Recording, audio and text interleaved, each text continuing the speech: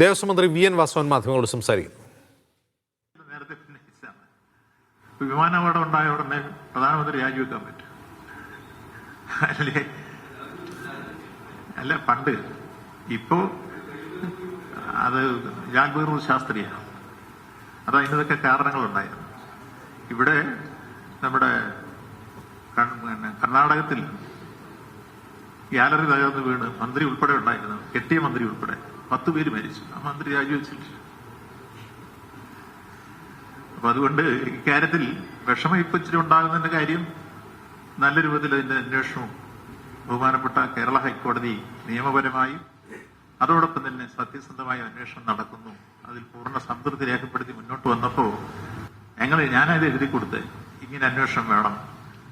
അപ്പൊ പഴയതുകൂടി അന്വേഷിക്കണം എന്നുള്ള കാര്യം ഞങ്ങൾ ആവശ്യപ്പെട്ടു. പഴയത് മുതൽ 25 വരെ. അപ്പോൾ അന്വേഷിക്കാൻ തുടങ്ങിയപ്പോ കോൺക്രീറ്റ് കൊടിമരം ചെതല് പിരിച്ചു എന്നുൾപ്പെടെയുള്ള റിപ്പോർട്ട് ചെയ്ത കൂട്ടരും മറ്റാളുകളും ഒക്കെ ഇപ്പോ അന്വേഷണത്തിന്റെ പരിധിയിലേക്ക് വരിക. അപ്പൊ സ്വാഭാവികമായി ഉണ്ടാകുന്ന ഒരു വിഷമത്തെ മറയ്ക്കുന്നതിന് വേണ്ടിയുള്ള ഒരു പുകമറ സൃഷ്ടിക്കാൻ കഴിയുമോ എന്ന പരിശ്രമമാണ്. അത് പാഴാണ്. ബഹുമാനപ്പെട്ട കേരള ഹൈക്കോടതി ഈ വിഷയത്തിൽ കൃത്യമായി കാര്യങ്ങൾ സംതൃപ്തി രേഖപ്പെടുത്തി എന്റെ അന്വേഷണത്തിന് മേൽനോട്ടം വഹിച്ച് മുന്നോട്ട് പോകുന്നു. അത് ഭംഗിയായി നടക്കട്ടെ. പൂർത്തീകരിച്ചു കഴിയുമ്പോൾ നമുക്ക് ഈ കാര്യം എല്ലാം ക്ലിയറായി വെളിയിൽ വരും. കൃത്യമായി കള്ളന്മാരെല്ലാം പിടിച്ച് ജയിലിലും സ്വർണം ശബരിമല അയ്യപ്പനും കൊടുക്കുന്ന രൂപത്തിലേക്ക് ഈ അന്വേഷണം പൂർത്തീകരിക്കപ്പെടും എന്ന കാര്യത്തിൽ ഒരു സംശയവും വേണ്ട. ചർച്ച ഇനി ചൊവ്വാഴ്ച തുടരുന്നതാണ്.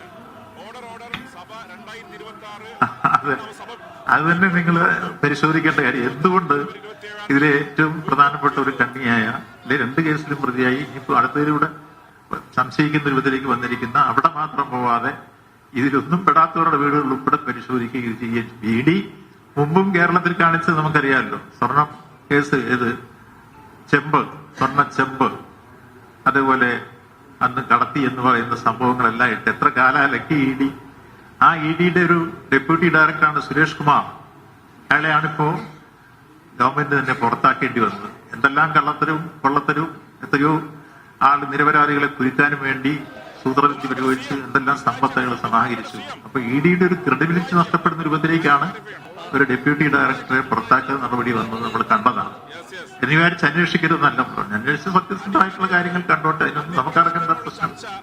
ഇനി ചൊവ്വാഴ്ച തുടരുന്നതാണ്. യെസ്. ഓർഡർ സഭ 2026 ഇന്ന് സഭ